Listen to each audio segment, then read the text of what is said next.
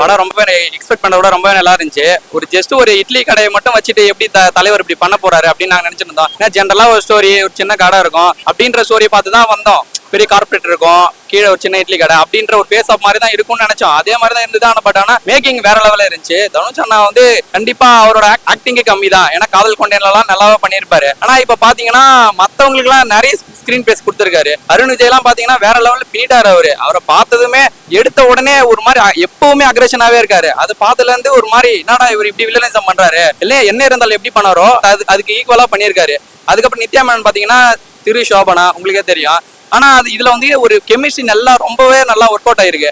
ஆனா இப்ப முக்கியமா பேச போனோம்னா அந்த ராஜ்கரன் சார் இருக்கார்ல, ராஜ்கரன் சாருக்கு வந்து ஸ்கிரீன் ஸ்பேஸ்க்கு ரொம்ப கம்மி தான். பட் ஆனா அவர் தான் படத்தோட ஃபுல் அண்ட் ஃபுல் எமோஷனே கொண்டு போறாரு. அதுக்கப்புறம் முக்கியமா சொல்லணும்னா ஜிவியை பத்தி சொல்லி ஆகணும்.